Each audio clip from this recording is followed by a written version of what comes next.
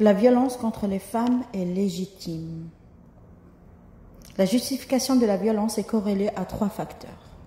La pratique religieuse qui incite à considérer que battre sa femme, comme ses enfants, est un devoir pour le mari et le père en vue de les éduquer et de corriger leur errement. La dépendance économique de la femme, 73% des hommes qui s'approprient les revenus de leur épouse tolèrent et justifient la violence maritale. Et le mariage traditionnel, 72% des hommes qui se sont mariés sans avoir librement choisi leur conjointe tolèrent et justifient la violence conjugale.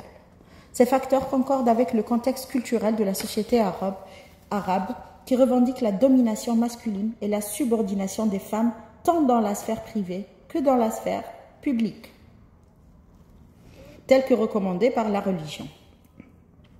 Selon une acceptation largement partagée, le rôle de l'époux est donc d'assurer l'autorité et l'ordre, et il assume la responsabilité de maintenir la structure familiale en conformité avec les normes de sa communauté par tous les moyens, y compris la violence. Dans ce contexte, la violence contre les épouses est ainsi justifiée par l'inconduite de la femme, les conditions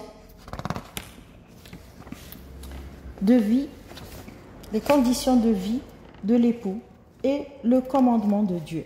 Selon le bon vieil adage attribué aux Arabes, « Bats ta femme tous les matins, si tu ne sais pas pourquoi, elle le sait. » Mais en quoi la femme peut-elle irriter son mari et le mettre en colère jusqu'à se faire battre?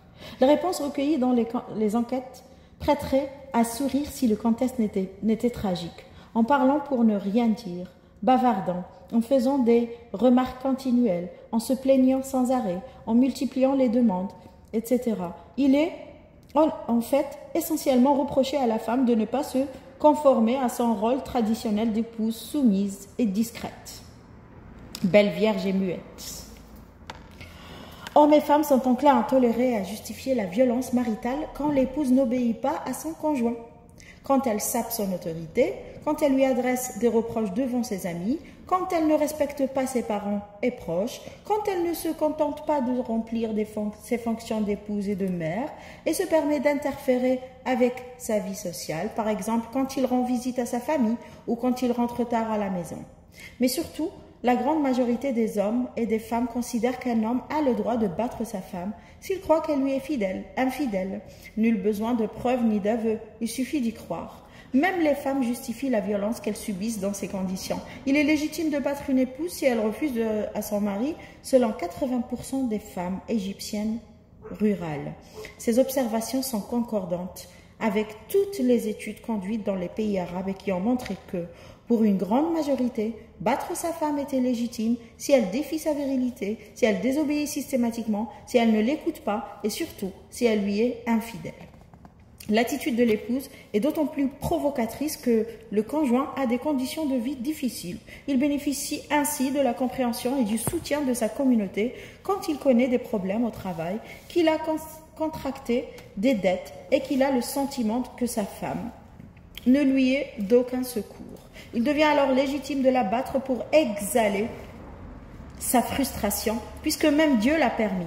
En effet, ceux qui souhaitent justifier la violence conjugale peuvent aussi citer le Coran et ne s'en privent guère. Car le même fameux verset 34 de la 4e sourate qui proclame la supériorité des hommes et recommande l'obéissance aux femmes semble autoriser un époux à battre sa femme dans certaines circonstances. Les hommes ont autorité sur les femmes en vertu de la préférence que Dieu accorde aux uns par rapport aux autres et en vertu des dépenses qu'ils font pour leur entretien. Les bonnes épouses sont donc obéissantes. Quant à celles dont vous craignez la rébellion, essayez d'abord de les éclairer, puis désertez-les leur couche. Enfin, vous pouvez les battre en dernier recours. Si elles vous obéissent, ne leur cherchez plus querelle. La loi des hommes est venue renforcer cette autorisation religieuse puisque le devoir d'obéissance figure dans tous les codes du statut personnel. Je citerai uniquement le code de la famille algérien réformé en 2005 qui enjoint à l'épouse d'obéir à son mari et de respecter sa belle famille et les proches de son époux. Voilà. La conspiration du silence. Toutes ces raisons expliquent qu'une véritable omerta pèse sur la violence maritale et tous les protagonistes du drame participent à une véritable conspiration du silence, à commencer par les victimes. Même dans les pays occidentaux, très souvent les femmes n'osent pas dénoncer cette violence de peur de représailles sur les enfants du couple. Elles se sentent coupables, responsables de l'échec du couple et de la situation de violence. Elles ont aussi peur de se retrouver sans ressources si elles ne sont pas indépendantes financièrement.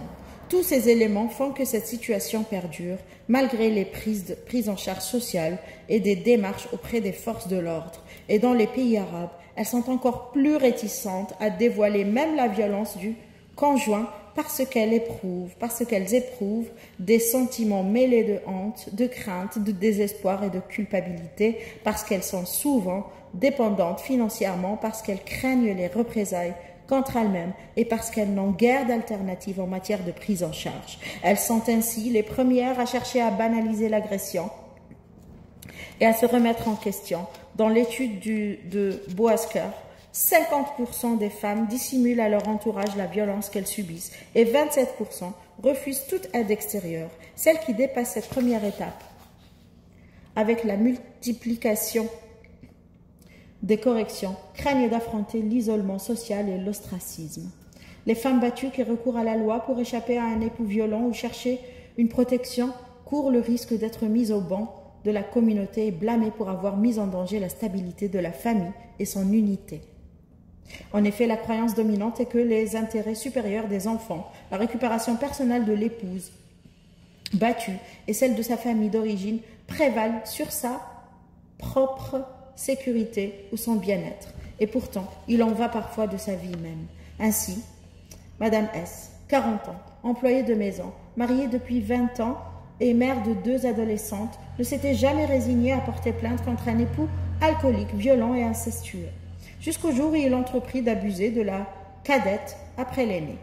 La coupe était pleine. Le témoignage des 3 femmes provoqua son arrestation immédiate.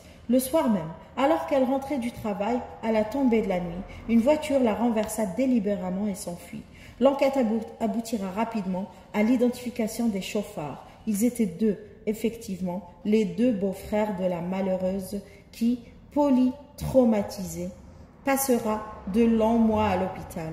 Aucun membre des 2 familles ni de l'entourage proche ne vint au secours des 2 jeunes filles privées brutalement de leurs 2 parents et de toute ressource. Madame S. et ses filles avaient transgressé la terrible loi du silence, fait condamner 3 hommes à de longues peines d'emprisonnement et terni de manière irrémédiable la réputation de leur famille.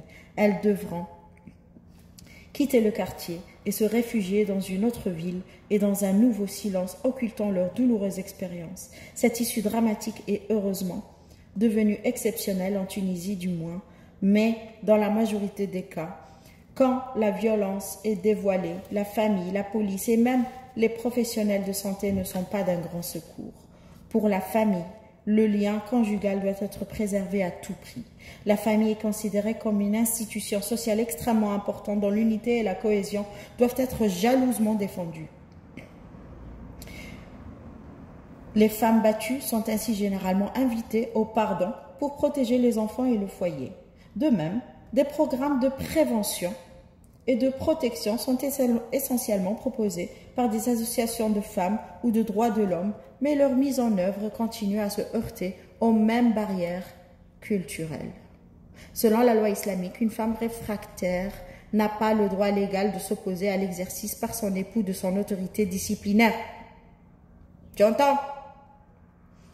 Et les lois humaines considèrent le lien conjugal comme une circonstance atténuante. C'est pourquoi en Tunisie, la loi a été amendée en 1993 pour aggraver les sanctions jusqu'à 5 années d'emprisonnement contre l'auteur de violences contre une femme quand il s'agit de l'époux. Un pas décisif a été franchi avec l'abolition simultanée du devoir d'obéissance. Désormais, il est prescrit que les 2 époux doivent se traiter l'un l'autre avec bonté et considération et s'entraider dans la gestion du foyer et des affaires concernant les enfants. Toutefois, le législateur n'a pas poussé l'audace jusqu'à son terme, comme le déplorent les associations féminines. La même loi offre en effet la possibilité à la victime, fait unique en matière, de retirer sa plainte sans que le parquet puisse continuer les poursuites. Et c'est ce qui arrive toujours.